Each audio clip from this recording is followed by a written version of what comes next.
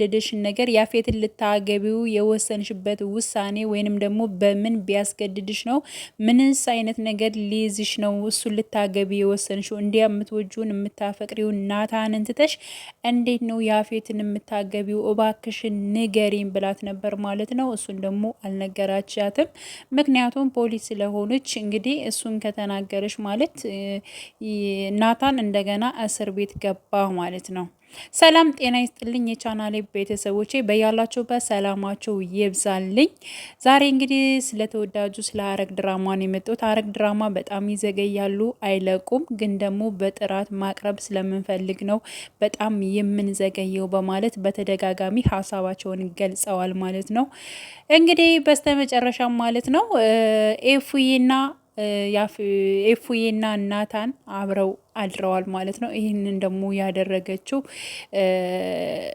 ኤፉዬ ነች። በራሷ ፈቃድ ስለምትወደው ስለምታፈቅረው ማድረግ ስለፈለገች እንግዲህ ነገሮችን አከናውናለች ማለት ነው።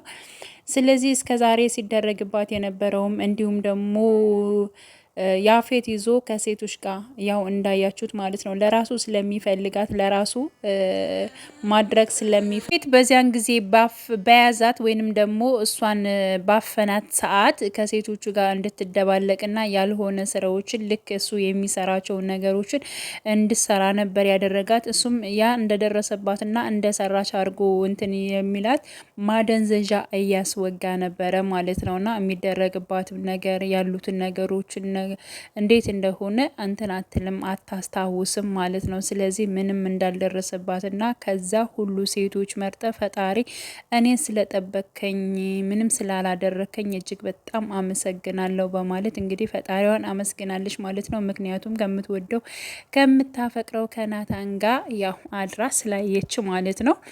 እንግዲህ ይሄን ነገር ግን መሆኑንና ከሷ ጋር ማደሩን ወይንም ደግሞ ከሷ ጋር ይሄን ሁሉ ጊዜ ማሳለፉን ደግሞ ናታን ቢያስታውስ እጅግ በጣም መልካም ነበር። ግን ቆይቶ ያስታውሳል የሚል ሀሳብ አለኝ።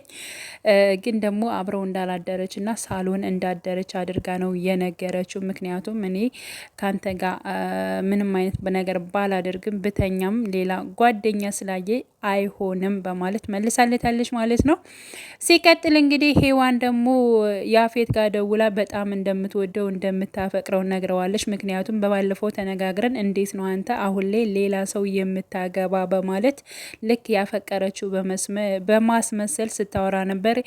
በዚያም ሰዓት እያለች ደግሞ እንግዲህ ሉሊት መታ ነበር። ስለዚህ ሉሊት ደግሞ እንዴት አርጋ ሴራ እንደምታሴርላት ወይንም ደግሞ እንዴት አርጋ እንደምታግዛት እና በጣም ነው የምወደው፣ ስለዚህ እሱም ደግሞ እንደዚህ አድርጎኛል በማለት እንግዲህ በትንሹም ቢሆን ስለ ሰው ግልጽ አርጋባት ነግራትም እንደምታግዛት እንትን ብላለች ማለት ነው። ምክንያቱም የያፌት ሰርግ እንዲቀር በጣም እጥረት እያደረገች ነው፣ እሱንም ዘዴ እየፈለገች ነው ማለት ነው።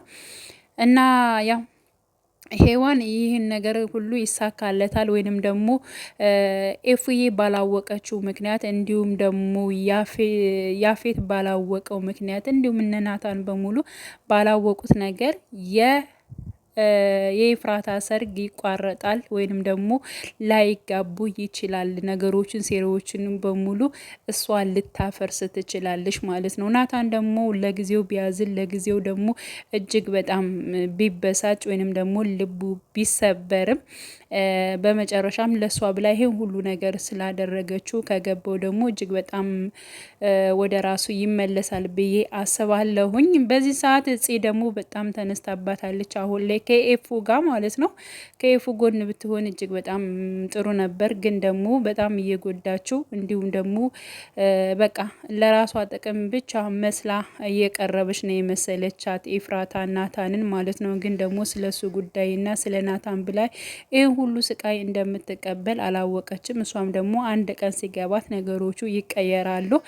እንዲሁም ደግሞ ኤፉዬ ደግሞ ገኒን ጮሃባታለች። ምክንያቱም አንቺን ለምንድን ነው ስለ እኔ ለየት ባለ ስሜት እኔን የምትከታተኝ ወይንም ደግሞ ለኔስ የምታስብልኝ በማለት እንግዲህ ገኒን አስደንግጣታለች። ምክንያቱም ጽ የነገረቻትን ነገር በባለፈው በውስጧ ስላለ ማለት ነው። ስለዚህ እውነት ሊሆን ይችላል፣ ለምንስ እዚህ ቤት ተቀጠርሽ በማለት እንግዲህ ገኒንም አፋጣታለች።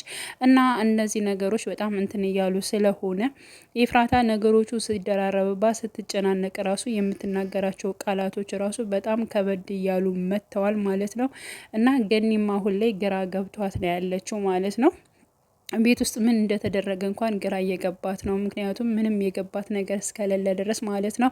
እና ነገሮቹ ቀጣይ እንግዲህ ፈጠን ፈጠን አድርጎታል። በነገራችን እጅግ በጣም ደስ ነው የሚለው።